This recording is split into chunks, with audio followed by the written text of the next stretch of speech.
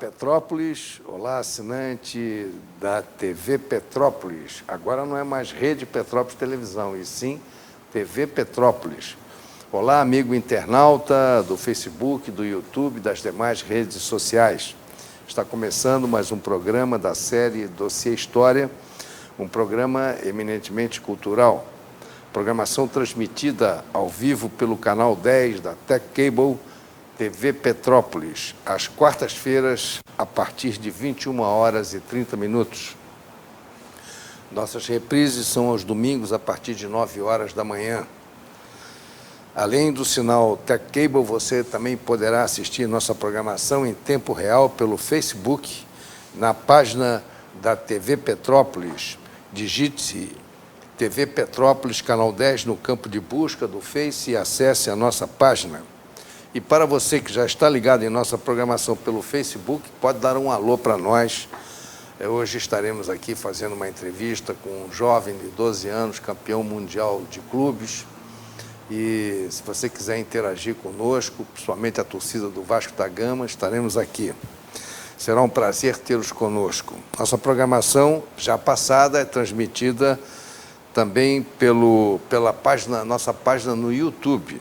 E lá você terá 6 anos de programa em ordem cronológica.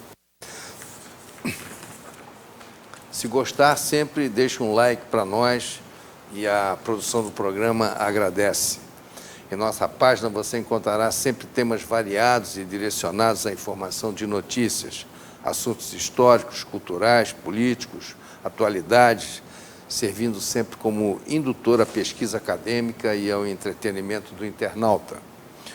Hoje, dia 29 de janeiro 2020, é o 29º dia do ano e teremos ainda mais 337 para viver bem este ano. Não esquecendo que nós estamos no ano bissexto, portanto, é sempre mais um dia no ano. O tempo não para e nós vamos em frente. Então, vamos agora ao nosso pensamento do dia.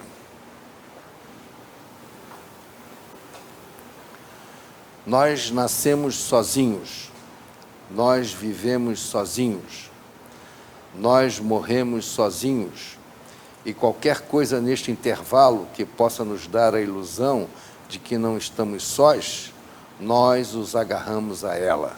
Voltaire, que viveu entre 1694 e 1778. Ele morreu 11 anos antes da queda da Bastilha. Embora ele tivesse sido um pensador que influenciou muito a Revolução Francesa, ele não chegou a viver esses momentos. Ele era deísta. Deísta é uma pessoa que acredita em Deus, mas não no sentido do contexto bíblico que nós conhecemos. Ele acreditava na criação do universo por uma inteligência superior, Deus ou não, uma entidade, no caso. E essa entidade sempre atuando através da razão, do livre pensamento e da experiência pessoal, em vez dos elementos comuns das religiões teístas, como a revelação direta ou tradição. E ele afirma um princípio criador, mas não pratica qualquer religião e não acredita em um Deus providencialista. Nega as revelações divinas.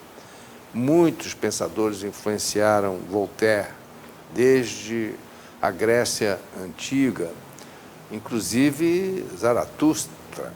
Zaratustra também influenciou muito Voltaire. Na perspectiva de Voltaire, Deus se manifesta não pela revelação histórica, como a judaico-cristã, mas através da razão.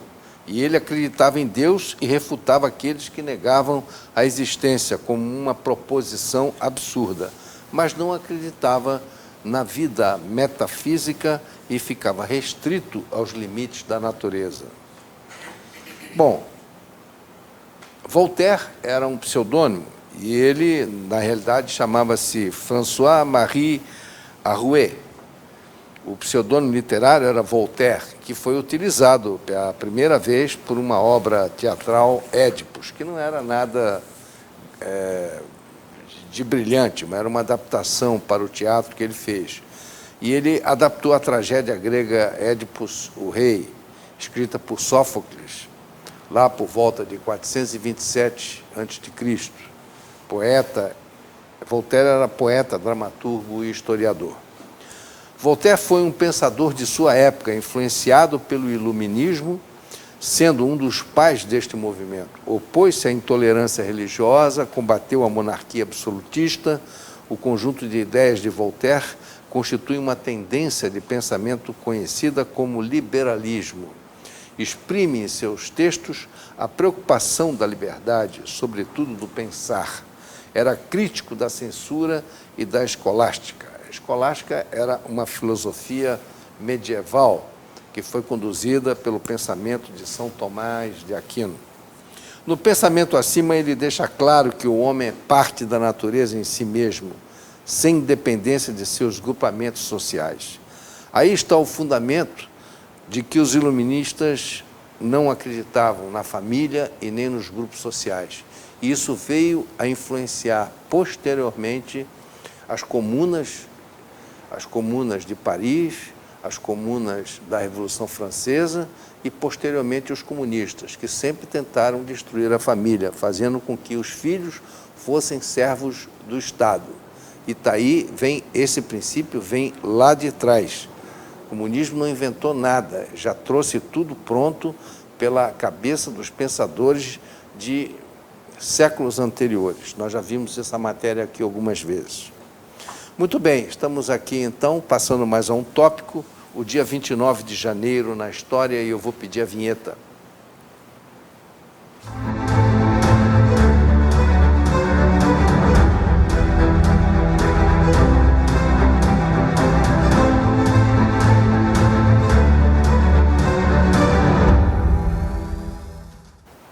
Então vamos aos pontos mais importantes do dia 29 de janeiro na história.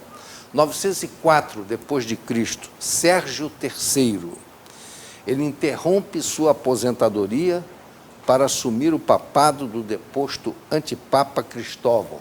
Antipapa é uma expressão que até se usa muito, mas pouca gente sabe o significado dela. O antipapa é aquele papa que toma o poder no grito, aquele papa que não se torna papa por um processo canônico. Mas isso, naquela época, que era a Era do Ferro, era muito comum acontecer isso. A Igreja Católica teve problemas políticos muito grandes no século IX, no século X e o século XI. Só foi estabilizar muitos séculos mais à frente. Então, o que fez Sérgio III? Ele... Depois, o antipapa Cristóvão, que tinha dado um golpe, né, contra o Papa Leão V, e aí ele reivindicou e defendeu os direitos da Igreja contra os senhores feudais em época de constante violência. Era o século chamado Século de Ferro. Sérgio era um conde de Túsculo e bispo de Cerveteri, região do Lácio Romano. Já tinha sido eleito papa em 897, mas fora forçado a ceder a sede pontifícia ao Papa João IX. Posteriormente, apoiado por Teodora e suas duas libertinas filhas, conseguiu se apoderar do Papa Cristóvão, o antipapa, aprisionando junto com o Papa Leão V, que tinha sido deposto pelo Papa Cristóvão. E, uma vez reeleito, instruiu um processo canônico contra ambos os papas e os condenou à morte, sendo degolados em execução. E anulou todas as ordenações pastorais dos anteriores papas. 1886, dia 29 de janeiro na história, é um dia também que marca, em 1886, uma importante revelação histórica e um importante fato histórico. Carl Benz patenteia o primeiro automóvel bem-sucedido a gasolina. Engenheiro alemão, inventor do automóvel movido a gasolina, que só naquela época desenvolvia 8 km por hora. 1916, Primeira Guerra Mundial. Paris é bombardeada pela primeira vez por zeppelins alemães. Encerramos aqui o nosso dia 29 de janeiro na história e nós vamos agora ao nosso jornalismo e eu vou pedir a vinheta.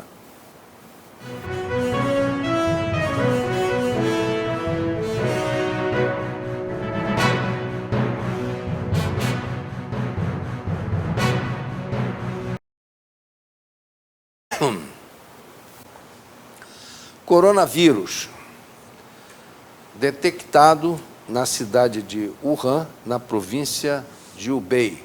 Vamos aqui a foto no mapa para mostrar lá Wuhan, que está aqui nessa posição, Wuhan, e está bem próximo de Pequim e várias outras províncias e cidades bem populosas. É uma epidemia que está realmente preocupando o mundo. O coronavírus é uma epidemia que ameaça o mundo, embora seja conhecida desde os anos 60. Ela é uma infecção respiratória e as pessoas, em sua maioria, se infectam com os coronavírus comuns ao longo da vida, porque são vários coronavírus. E essas infecções, todos nós já tivemos coronavírus. São infecções brandas e moderadas, de curta duração. As nossas gripes de 3 dias, 4 dias, 5 dias, algumas são coronavírus.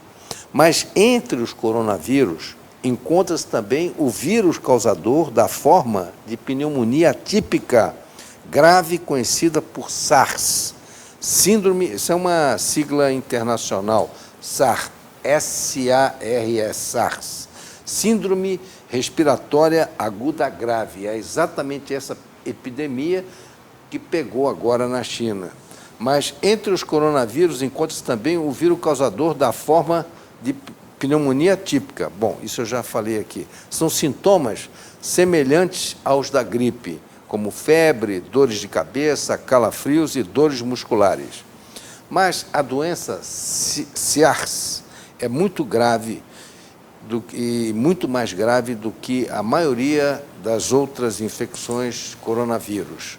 A forma de transmissão poderá ser por contato próximo com a pessoa infectada ou através de gotículas expelidas pela tosse ou espirros de uma pessoa infectada. Então, tome muito cuidado com o coronavírus, porque ele já chegou também aqui no Brasil. Tratamento à base de isolamento, administração de oxigênio e, em caso de dificuldades respiratórias, ventilação mecânica, recuperação em média de 2 semanas, mas é fatal em cerca de 10% dos casos. Lembre que o coronavírus não tem nenhum remédio que cure. Todo o tratamento é feito, tratamento de apoio para a recuperação do próprio organismo. O último surto foi em 2004 e desde então não havia registro da doença no mundo. Pensa-se que a doença teve origem em gatos de algalha. Gatos de algalha são os gatos almiscarados, de origem africana, que foram infectados por morcegos. Esses gatos possuem uma pelagem negra com manchas brancas e glândulas anais que produzem uma secreção acre oleosa conhecida como almíscar e é utilizado na confecção de perfumes. São os perfumes almiscarados. No Brasil investiga-se e já se tem 9 casos suspeitos. O governo fala em emergência, 3 em São Paulo, 1 no Rio de Janeiro, 2 em Santa Catarina, 1 no Paraná e 1 no Ceará. O primeiro foi registrado em Minas. E esse que foi registrado em Minas é de uma senhora que acabou de chegar, recentemente, chegou ainda em janeiro, recentemente da China. A Fiocruz vai fazer análise para confirmar os casos. Na China, o coronavírus está assolando todo o país. Na cidade de Wuhan, a doença pulmonar já provocou 10 mortes. Vamos dar uma olhada agora no vídeo, olha lá. As pessoas caem. Caiu no trem. Teve um outro vídeo que eu vi que o médico que estava no hospital tratando dos enfermos também caiu com o coronavírus. Impressionante. Esse vídeo só ficou aí, limitado a isso? Ou tem mais? E tem mais uma sessão aí. Olha lá, caiu na rua também. Algumas pessoas caem mortas e outras desmaiam. E todo mundo se isolando. Essas cidades estão passando por um transtorno terrível, porque ninguém entra e ninguém sai. Até em aviões tem havido problemas de pessoas que caem, desmaiam em função desse vírus. E nós estamos realmente muito preocupados que o Brasil, olha lá, caiu. E de repente acontece esse sintoma e não há como evitar isso, né? É um problema muito sério. E as pessoas estão brigando por comida, estão morrendo, estão desmaiando na rua, caem no chão, o quadro não está sendo noticiado. Pior é isso, que a comunidade internacional não está noticiando de acordo com a realidade. Estão tentando esconder o problema para não criar pânico mundial. Cidades isoladas, ninguém entra, ninguém sai, desespero total, e todo mundo desmaiando em avião, em aeroporto e até nos hospitais. Os metrôs estão vazios, porque um dos macetes para você fugir dessa infecção é exatamente não andar em local com muita gente, em conglomerado de pessoas, porque aí é um problema sério. A OMS tenta não alardear a gravidade, a despeito da séria situação em todo o mundo. Em Belo Horizonte, né, como eu já falei, é uma mulher que retornou da China recentemente e se encontra internada. Vamos ver se ela realmente está com vírus. Ela pode, se ela estiver com vírus, quer dizer, ela trouxe diretamente da China e pode transmitir para nós todos aqui no Brasil essa infecção. Agora, macete para fazer a prevenção, né? Higienização das mãos, evitar contatos em aglomerados, evitar contato respiratório com doentes e não viajar para a China. Vamos lá, outro item aqui. Ministro do Supremo Tribunal Federal, Roberto Barroso, em recente evento, deu entrevista comentando a condição de refém do presidente da República.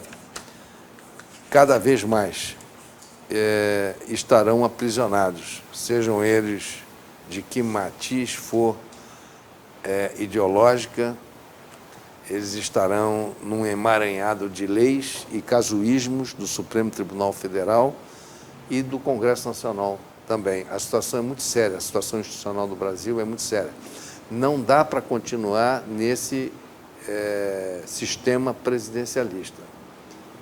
A Constituição de 1988, ela foi erigida num sistema, toda ela foi direcionada para um modelo parlamentarista, e no meio dela resolveram, casuisticamente, transformar em presidencialismo. E aí, num regime presidencialista, com um modelo parlamentarista, está dando no que dá. Todo presidente vai sofrer processo de impeachment, porque a oposição estará cada vez mais feroz contra aquele presidente que não satisfaz os interesses do seu partido. Esse é um sistema de controle absoluto. E no regime presidencialista brasileiro, a história nos ensina que a tendência da sociedade é limitar os poderes do presidente da República. Isso é um trauma histórico. É praticamente um atavismo de nós brasileiros com relação a golpes de Estado desde os tempos da velha República. Começou com a queda da monarquia em 1889 e causou traumas. Daí que vem esse atavismo nosso. A Constituição Federal de 88 inseriu certos casuísmos que levará inexoravelmente a pedidos de impeachment. Pensa-se no Congresso, isso é uma realidade. Já tem até projetos nesse sentido, propondo a volta da monarquia parlamentar constitucional, que, no meu entender, me parece o regime e o sistema de governo mais compatível com a nossa realidade histórica, né? Nós fomos monarquia por 400 anos e não nos acostumamos ao presidencialismo. E também não dá certo, né? A gente, daí a história para provar que o presidencialismo só beneficiou grupos e enriqueceu políticos. Então, estamos aqui, vamos a um outro item. Advogado Rodrigo Mesomo respondendo a Felipe Santa Cruz. Vamos lá. Sem mudar o sistema político, os presidentes da República, todos, de esquerda, de direita, de centro, liberais, progressistas, conservadores, vão ser reféns de um modo de fazer política que nos trouxe até aqui. E nós não estamos onde deveríamos estar. Bom, desculpe, esse é o vídeo do tema anterior que eu estava tratando, do ministro Roberto Barroso, que falou, então, que assinalou, né, que o presidente da República é refém. Nós vamos agora ao vídeo do advogado Rodrigo Mesomo. Vamos lá. Meu nome é Rodrigo Mesomo, eu sou advogado e o autor da ação que pede no Supremo Tribunal Federal a liberação das candidaturas independentes no Brasil.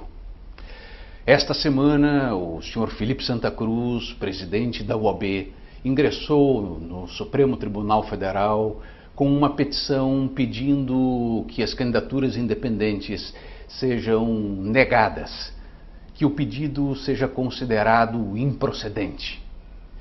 Felipe Santa Cruz coloca a Ordem dos Advogados alinhada com o que há de mais podre, mais nojento, mais sórdido na política brasileira, pois que coloca a Ordem dos Advogados na defesa dos cartéis, dos monopólios partidários, dos caciques políticos. É absurdo que a Ordem dos Advogados se preste a este papel. Sr. Felipe Santa Cruz, o senhor que foi militante do PT durante anos, foi candidato a vereador pelo PT, apenas está presidente, o senhor não representa a Ordem dos Advogados, até porque foi eleito de modo indireto. Sua representatividade está entre 0 e alguma coisa próxima do ridículo, algo em algum lugar deste intervalo. O senhor não representa os 1.200.000 advogados que querem liberdade, que querem a melhoria do sistema eleitoral brasileiro, que querem a ampliação da democracia. E muito menos o senhor representa a população brasileira, a qual, boa parte dela, o senhor ofendeu com suas declarações desequilibradas e deselegantes. O senhor, Felipe Santa Cruz, que perdeu seu pai de modo trágico para um regime de exceção, deveria se envergonhar, pois que o seu pai, se vivo fosse, estaria lutando pela democracia, estaria lutando pelas candidaturas independentes, e não pela manutenção de cartéis, de monopólios e de caciques políticos, e pela concentração do poder na mão de poucos. É isso aí. O Mesomo, ele lidera uma campanha, estivemos com ele recentemente aqui em Petrópolis, num almoço, infelizmente não deu tempo para entrevistá-lo, ele tinha que seguir para Brasília. Ele está em Brasília liderando esse movimento para tornar as candidaturas independentes de partido, que para o Brasil, naquele contexto que eu estava falando aqui da Constituição de 1988, que criou todos esses casuísmos, inclusive os casuísmos partidários, é praticamente impossível alguém ser candidato. Eu já fui candidato, tenho essa experiência, é difícil. Você se torna primeiro um servo do partido e você tem que prestar vamos dizer assim, você tem que se submeter e às vezes até vergonhosamente ao dono do partido, ao dono do diretório regional. E sem o partido você não pode se candidatar, você não pode expressar a sua posição política, você fica amarrado. Então a candidatura independente no Brasil, ela é fundamental. Pois aí o senhor Rodrigo Santa Cruz, que é o presidente da OAB Nacional, que é um homem que deveria estar trilhando o caminho da preservação das nossas instituições e defendendo as nossas instituições da melhor forma possível, ele vai no Supremo Tribunal Federal e atravessa uma petição no procedimento lá que o Mesomo está fazendo e pede para que seja julgada improcedente aquela ação dele. Quer dizer, é uma situação indigna. E, por outro lado, o Mesomo foi muito complacente com o pai do Felipe Santa Cruz, que era pior do que ele. Porque o pai do Felipe Santa Cruz era assassino, era assaltante de banco, era guerrilheiro, era terrorista, entendeu? E tinha que morrer, porque terrorista tem que morrer. E ele morreu por causa disso, porque ele agredia as pessoas e ele foi lá no Guararapes, no aeroporto do Guararapes, em Pernambuco, aquela explosão que teve lá que matou gente inocente, inclusive gente que não tinha nada a ver com a política, matou um almirante também que estava esperando uma autoridade lá. Ele participou disso tudo, era terrorista. Então, não sei, duvido muito que hoje ele estaria lutando pela democracia, porque todos aqueles que estiveram lutando nas guerrilhas e fazendo terrorismo, todos eles hoje estão ligados à roubalheira do PT, estão ligados a todos os abusos que cometeram contra a República e contra o país. Não escapa nenhum. Muito bem, então estamos aqui encerrando o nosso jornalismo histórico de hoje e nós vamos então à nossa gratíssima entrevista com um jovem de 14 anos de idade. Eu errei aqui a idade, falei 18, né, Cauã? 14 anos, né? Você fez 14 anos em que mês? Janeiro. Em janeiro? Agora? Ah, tá. E você estava no Sub-13, e aí eu imaginei que você tivesse de 12 a 13 anos, né? Mas quando você chegou aqui, que eu vi, você é um jovem alto, né? Para a tua idade, você tem uma altura boa. E essa altura, Cauã, significa que você, quando chegar na idade adulta, né, 18, 20 anos, você já deve estar com previsão aí para 1,80 m, né? 1,80 m. Para um artilheiro, para um jogador que joga como centroavante. A tua posição é centroavante ou a esquerda? Ponta esquerda. Ponta esquerda, né? Para que joga no ataque, tem uma altura boa, é bastante considerável, né? E aí, como é que você se sente? Conta para nós como é que é essa história do campeonato mundial que você participou, chamado International Champion Cup Feature, Sub-13, né? Eles chamam de Feature. Né? Conta para nós como é que é essa história, como é que o Vasco se classificou para esse campeonato? Então, foram 3 pessoas nossas da nossa equipe para tipo um torneiozinho de videogame, de PES. Aí nós jogamos contra o Flamengo, Palmeiras e Corinthians. Aí a gente se classificou para a PES, nos levou para esse campeonato, que tinha os melhores times do mundo, né? Barcelona, Real Madrid, Benfica. PSG, né? PSG, que a gente ganhou na final. E aí a gente chegou lá, na chave de grupos do nosso time era Carolina do Norte. Vocês perderam uma partida lá de 1-0, não é? Não. Ou ganharam? Ganhamos porque todos. estava invertido na mensagem que você mandou, Humberto. Da Itália de 1-0. Eu estou aqui não só com o Cauã, mas também com o Humberto, que é o pai, e com a mãe, que é a Michele. Né? Prazer grande em receber vocês aqui.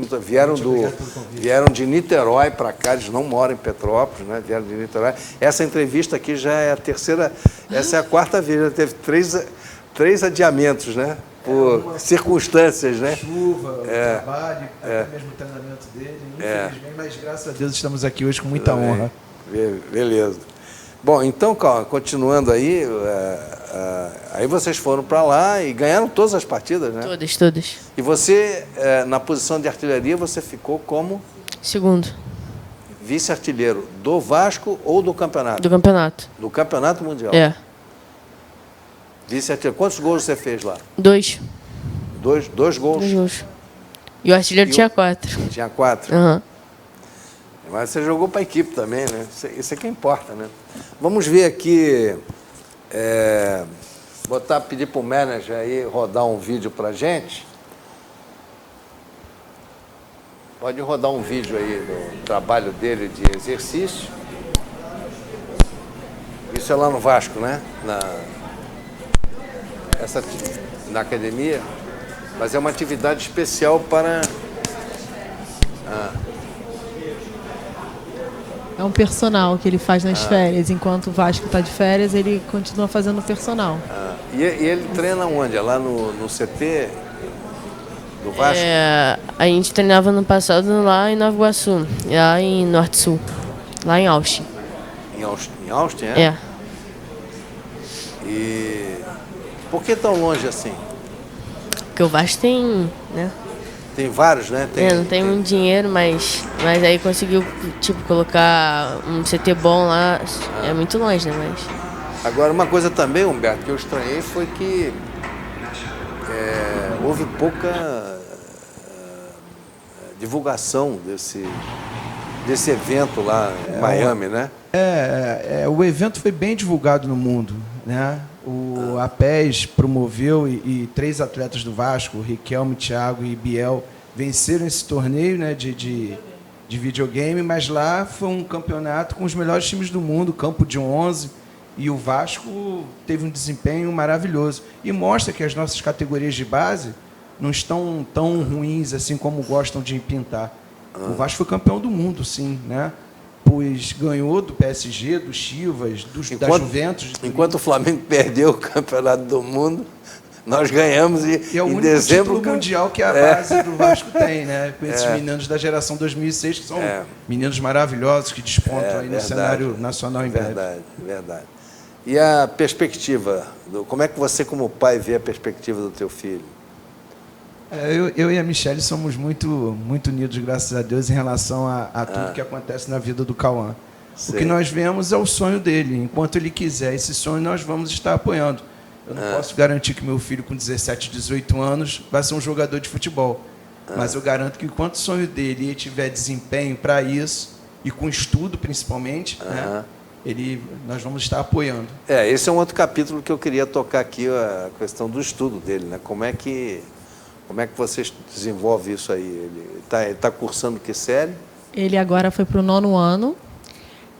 A gente cobra bastante. Eu quis que ele ficasse perto de casa justamente para poder estar ali acompanhando os estudos. Ele se dedica no que ele pode, porque a vida dele é muito corrida, muita gente não entende, acha, é escolinha. Não é escolinha. Ele sai de casa às 6h pouca da manhã, fica na escola até meio-dia, vai em casa, engole a comida, porque 1h30 tem um ônibus que sai de São Januário, que é a base, o Vasco da Gama ali, né? Muitas vezes não dá tempo dele no ônibus, então quem leva sou eu. E é distante, são 60 quilômetros de Niterói, Austin, Nova Iguaçu. A base estava treinando lá porque a gente não tem ainda um campo próprio da base. Tem um em Caxias, mas não cabe todas as categorias ali. Então, é uma vida bem corrida. Ele chega em casa já às 7 horas da noite, saindo às 6h pouca da manhã. Mas vale a pena. E esse treinamento é todo dia lá no Vasco? Todo dia.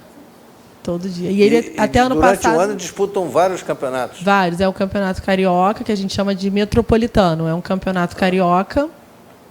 Ele vai o ano inteiro. Como se fosse um estadual deles, né, da categoria, até o sub-14. Olha lá o gol dele lá. Um deles. Esse foi contra a Portuguesa. Esse contra o Madureira, né? É uma vida árdua, mas... Olha lá, esse grupo tá junto há algum tempo já. O Cauã está desde o sub-10 no Vasco. E o Vasco vem nesse processo aí de reconstrução e com muita galhardia os diretores estão conseguindo reconstruir o Vasco aos poucos. Utilizando bastante a base, né? E a base está sendo muito valorizada no Vasco, né? O técnico dele, eu até anotei aqui. O Júnior, Eduardo Júnior. Eduardo Júnior. Esse ano vai ser o Diego. Alexandre Henrique. Douglas. Eduardo Júnior, o técnico. Eduardo Júnior foi do sub-13. E os supervisores, Alexandre Henrique, e o diretor da base, Carlos Brasil. O Carlos Brasil, professor Carlos Brasil, professor Henrique. E esse ano o Douglas, né, assume o sub-14 como treinador deles. E tem brasileiro, tem vários torneios. Ele aí que agora já mesmo pode passou para falar. outra categoria. Ele agora Sub-14. Sub-14. É porque é o ano de nascimento, né? Agora a base ela vai pelo ano de nascimento. Ele é 06, esse ano ele é sub-14. Até ano passado ele jogava futsal também. Então era uma jornada dupla. Final de semana não tinha, era jogo de campo e salão. Pois é. E normalmente os jogadores que praticam o futsal, quando eles vêm para o futebol de campo, eles trazem toda uma experiência e uma habilidade, né, que às vezes só aquele que faz o futebol de campo não tem, né? Eu joguei o futsal primeiro, né? Dos 7 a 13 anos. Juntamente com o campo, que eu comecei no Fluminense com 9 anos. Pode Aí passar depois, a imagem para nós aqui, por favor. aí depois eu fui pro Vasco. E o futsal ajuda muito a habilidade, na rapidez do jogador, no pensamento dele, dentro de campo. Ajuda muito, ajuda bastante. Agora, Cão, eu pergunto a você o seguinte: o futebol, você está bem encaminhado. Eu sou vascaíno de coração. Desde 1957. Em 1957, o Vasco ganhou um campeonato chamado Super Campeonato. Eu me lembro disso, porque 3 clubes chegaram na final empatados. Vasco, Botafogo e Flamengo. Se não me engano, foi o Botafogo. Se não foi o Botafogo, foi o Fluminense. Os 3 chegaram. Aí resolveram fazer um campeonato especial. E aí deu empatado de novo. Aí fizeram um super campeonato dos 3 e o Vasco, então, foi campeão disso. E também tem uma outra que o Vasco ganhou, foi em 50, no Campeonato Carioca de 50. Quem fosse o campeão carioca teria direito a escolher o lado da tribuna. Por isso que a torcida do Vasco fica à direita da tribuna, porque a briga com o Fluminense. Foi um acordo feito entre todos os clubes. O Vasco ganhou aquele campeonato e ganhou o direito de ficar à direita das tribunas. E o Flamengo, que ficou em segundo, ficou na esquerda. A história do Vasco é riquíssima, né? É um clube gigante, realmente. Uma história magnífica dos negros e os brancos unidos, a construção do estádio pelos trabalhadores. Os troféus, né? A sala de troféus. Os troféus maravilhosos. É um clube gigante e nós temos muita honra e muito orgulho de estar nessa trajetória. E você vê que ele é um clube de massa, né? Realmente você... Foi na década de 20 ou 30, acho que foi na década de 20, que os sócios foram para lá e construíram, eles mesmos. Igual agora, né, que estão gostando de CT também, com o dinheiro dos torcedores. O dinheiro do torcedor. Agora, nesse aspecto aí, inclusive, que é um dos clubes que tem o maior número, né, de torcedores. Então, realmente... E você veio do Fluminense, né? Que eu Vim. Sou, que você... Eu jogava num clube pequeno do lado do Meia, chamado Mackenzie.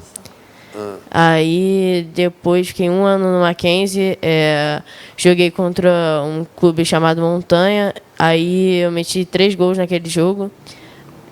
Aí, a comissão do Fluminense estava vendo esse jogo e me chamou para participar do Fluminense.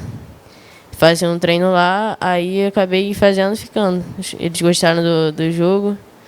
E aí acabei ficando no Fluminense por 1 ano e meio.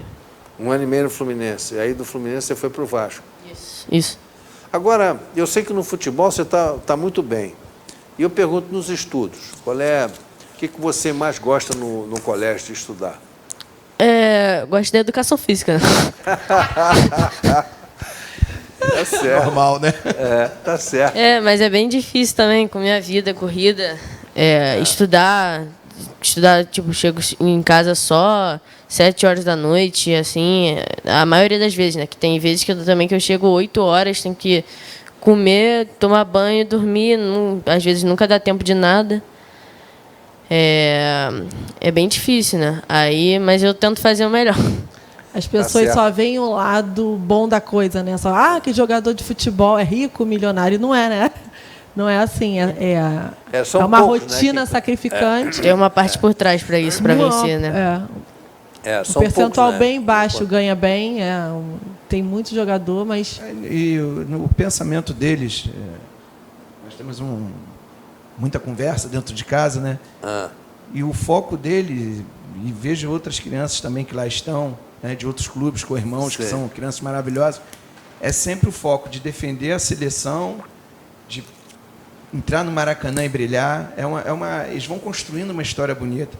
E eu estou vislumbrando lá na frente também, um dia esse menino, né, nosso fruto, conquistar esse sonho dele, que é o sonho do pai e da mãe também, senão não estaríamos apoiando. Né? Claro. Seria hipocrisia nossa falar que não é nosso sonho Mas também. sempre psicologicamente preparado para... Isso sempre, pé no né? chão. Porque eu tenho alguns amigos aqui de Petrópolis que os filhos também eram bons, né, nessa fase. Teve um até que, filho de uma amiga minha, que ele foi para o Barcelona. Garoto com 16 anos, 17 anos, foi para o Barcelona. Inclusive, Petrópolis tem uma história riquíssima no futebol de salão. Né? Tem. Agora tem no Vasco, tem um menino do Vasco também que está se dando bem lá, né? Sim, sim. Foi Petrópolis é um celeiro de craques. Foi até aquele meia que serviu o argentino para fazer o gol. Como é o nome dele? É o Peck, né? Gabriel Peck. Peck? Peck. Que joga no Vasco hoje. Que joga no Vasco, jogou. Ele que serviu o argentino lá para fazer o gol agora, no último jogo, domingo. Guarim. Hein? Fred Guarim. Não, o Fred Guarim, por enquanto, está fora. O Gabriel Peck é que está jogando no lugar do Fred Guarim, né? O Germancano. Germancano, ele serviu o Germancano para aquele gol que ele fez aos 49 minutos do segundo tempo. Cauã já teve o prazer de jogar em São Januário, né, no estádio principal. Jogou 2 vezes, uma contra o Fluminense e contra o Flamengo. Eu só lamento que o presidente do Vasco não tenha dado a vocês devido à importância por essa conquista, né? Amanhã, inclusive, eles vão... mas vão dar a volta olímpica. Vão dar uma volta olímpica amanhã durante o jogo do Vasco. Antes vão dar a volta olímpica, bom. agora lá em São Januário. Isso. O período do torneio foi um período ingrato, né? Dezembro, final do ano. Numa categoria de base não tem essa... São vários outros assuntos que repercutem mais, né? Mas eu estive pesquisando no YouTube e eu praticamente não encontrei nada. Só encontrei uma notícia do Vasco dizendo que tinha ganho no dia 14 de dezembro, uma data próxima a essa, tinha ganho esse campeonato. Mas também não entrou em detalhes, não tinha nenhum vídeo, não tinha nada. Geralmente, eles começam mesmo a ter essa divulgação maior a partir do 15, né? Que já muda um pouco o olhar. A imprensa também não noticiou nada, a imprensa esportiva... Esse campeonato ele veio muito de repente, a gente nem foi um campeonato que surgiu em outubro. Esse convite pela PES, que é um jogo de videogame, que tem o Estádio de São Januário, entre um dos patrocinados.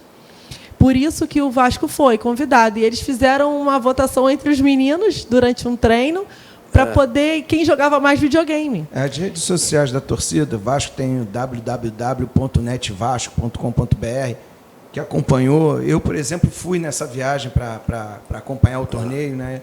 E a gente sempre estava acompanhando ali que a Vasco.net, Net Vasco, estava dando as notícias em primeira mão. Então, a gente fica um pouco satisfeito com isso, né? Vamos deixar seguir o fluxo. Tá certo. Meu manager, nós temos aí um vídeo também sobre a final lá do campeonato. Vamos ver se tem aí um vídeo. Isso, lá em Miami. Aí são cenas colhidas, eu acho que é na final, né? Isso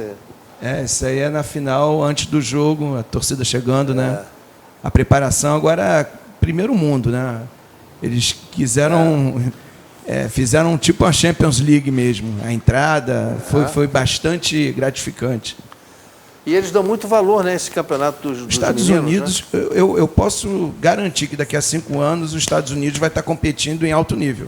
Porque o que eles estão fazendo, o trabalho que eles estão fazendo lá é sensacional. Isso aí é a Academy. São vários campos de futebol e todos eles com equipes montadas. É sensacional o trabalho deles. Bacana, é muito interessante. E estava à noite esse jogo. Ele já tinha. Foi na comemoração do título. Aí. estavam felizes da E vida. Cauã ganhou 2 títulos em 2 semanas. Foi campeão estadual de salão de futsal para encerrar o ciclo do salão. E 2 semanas depois estava sendo campeão aí no campo. Então, Mas não pode esquecer da matemática, nem do português, nem a da matemática história. é o problema. É. Matemática é problema, Cauã, para você? Para mim é a pior matéria. É. Pior matéria. Para mim também sempre foi. Para nós brasileiros, de uma forma geral, né? Porque, infelizmente, o nosso ensino de matemática no Brasil é problemático. Às vezes o professor é excelente, mas eu não sei se a metodologia, o que é que a turma toda derruba todo mundo a matemática. Aí puxou o pai. Matemática nunca foi minha área. Pois é, Mas é bom no restante, é bom. E bom, história, É geografia. bom, é bom. Ele é muito bom em português, passa bem nas matérias. Não, o problema só é a matemática. Mas vai melhorar. E aí, Cauã? Quais são seus sonhos aí no futuro? Seleção brasileira? Jogar no profissional? Continuar com a Adidas, né, até o fim, que eu sou patrocinado pela Adidas desde 12 anos. É sensacional. Ganho roupa, chuteira, ganhei esteira ontem. E poder chegar ao profissional e chegar na seleção também. Esse ano também eu acho que vai ter uma convocaçãozinha. Eu quero estar nela. Acho que tem um zagueiro muito bom lá também no time de vocês, né? O time é bom. O time todo é bom. Todo grupo é bom. O grupo é muito bom. Todo grupo é sensacional. Até mesmo aqueles que não saem, né, entre os 11, quando entram, dão conta do recado, é um grupo sensacional. O Vasco hoje é uma equipe de ponta, não à toa campeão do mundo, né? Isso é muito bom. Para nós vascaínos, a gente fica orgulhoso, né? Mas eu me emociono muito com a garotada de todos os clubes. Você quer ver uma coisa que eu chorei copiosamente, rapaz, no dia que aconteceu aquele problema lá no Flamengo, com aqueles meninos? Eu chorei copiosamente. Nós também, porque a gente, principalmente a gente que tem filhos Nós nessa conhecemos mesma até situação, atletas ali, né? E muitos são amigos, porque na verdade, às vezes os pais têm umas brigas fora, né? Mas eles são todos amigos, todos. Ele ficou amigo de todos os meninos do Fluminense. Tem como mensurar Eles a dor, a fatalidade. Se entrosam bem Se com os entrosam. outros clubes, Meu né? vizinho, que tá com ele todos os dias, é jogador do Flamengo. Então, outro é goleiro do Botafogo, estão com ele todos os dias também. E são todos amigos, Quer dizer, não tem. A formando uma rivalidade é só geração dentro do campo. A grande maioria vai ser profissional, né? O que leva Ainda pra mais vida, hoje, né? que os clubes estão investindo muito nos jovens, porque eles precisam formar e fazer dinheiro depois, né? E vender. E o futebol forma pessoas também, né? Não são jogadores. Pessoas, é né? verdade. Ensina muita coisa além só de jogar bola. A ética. Ética, horário para tudo. Horário, a disciplina. A disciplina, muita A disciplina. educação, né? Tudo. Hoje, você observa que até nas entrevistas dos jogadores de futebol, hoje eles são bem centrados. A grande maioria é bem centrada, né? Antes... Eles estudam preparação agora também. Quando o né? Cauã chegou no Vasco, que não era ainda essa diretoria, existia um programa que eles faziam pegavam alguns jogadores e eles já iam treinando. Tinha sala de imprensa, como falar, como se portar, alimentação, a questão de nutrição. Era Capris Base que eles criaram. E fazer isso tudo. Inclusive, de dar entrevista, eles aprendiam. Língua. Aprendem ainda. Tem bastante coisa. Inglês, né? Principalmente inglês, né? Porque muitos uma deles vão preparação utilizar. É necessário hoje em dia, né? Porque Tem atleta mais fala algum inglês. outro idioma lá que vocês aprendem lá? Não. Acho que agora, nesse momento, não. Só inglês. Inglês e espanhol. Na escola aprende inglês e espanhol. Inglês e espanhol. Na escola. Na escola. E lá no Vasco? O Vasco tem um colégio, né, próprio, O Vasco que tem, alguns né, atletas que não é o lá caso dele, né, mas- estudam, né? É apenas só inglês, só. Do teu time tem muita gente que frequenta a escolinha do Vasco? Sim. Tem bastante gente. A maioria lá do meu time estuda lá.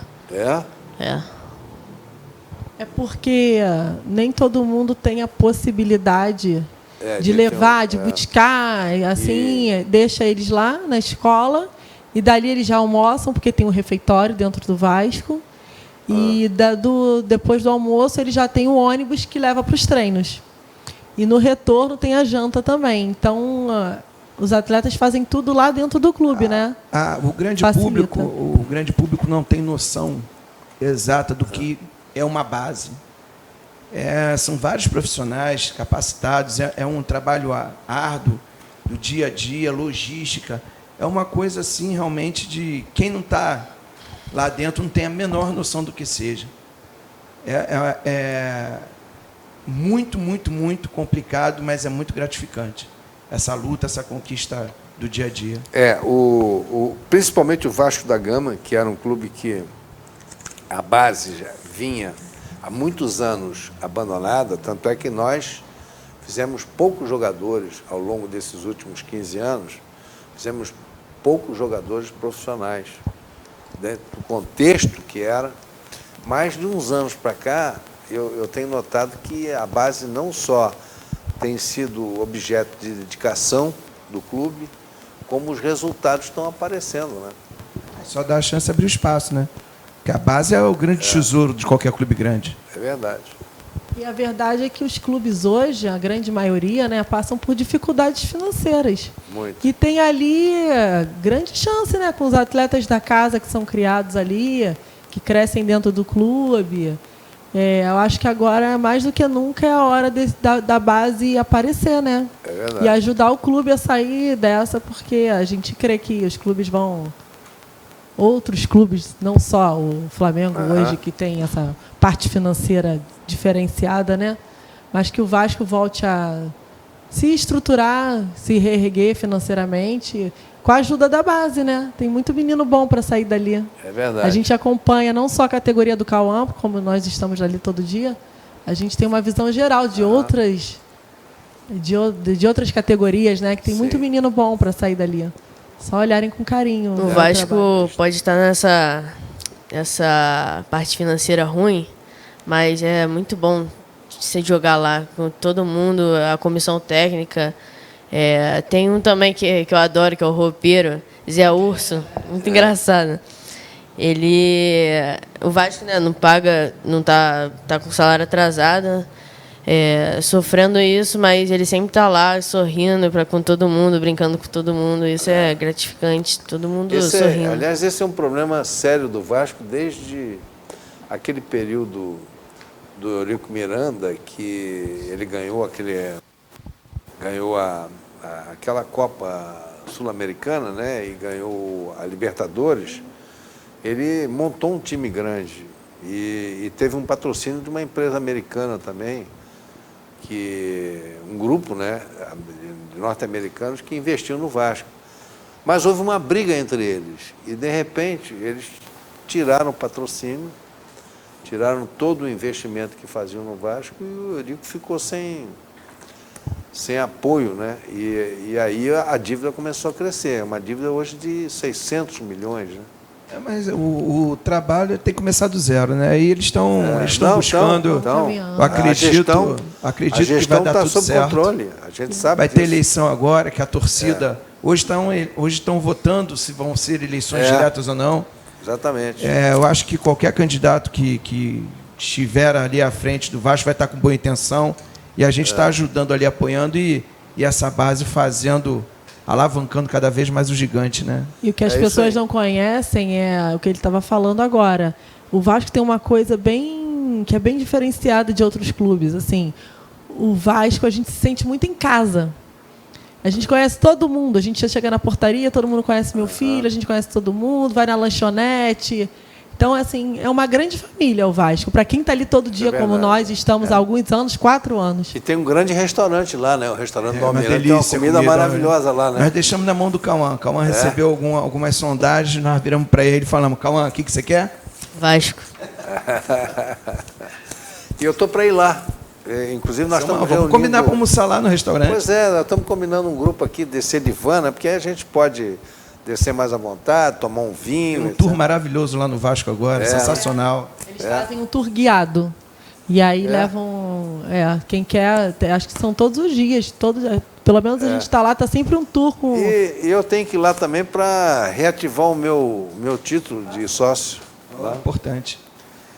Aí eu vou lá, vou aproveitar, vou almoçar. Conforme for, até ligo um dia para ver se... Está combinado, iremos todos aqui. Com muita honra.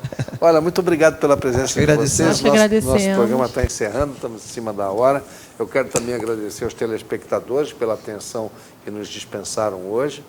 E lembrando sempre, né, que a nossa reprise é domingo às 9 horas da manhã.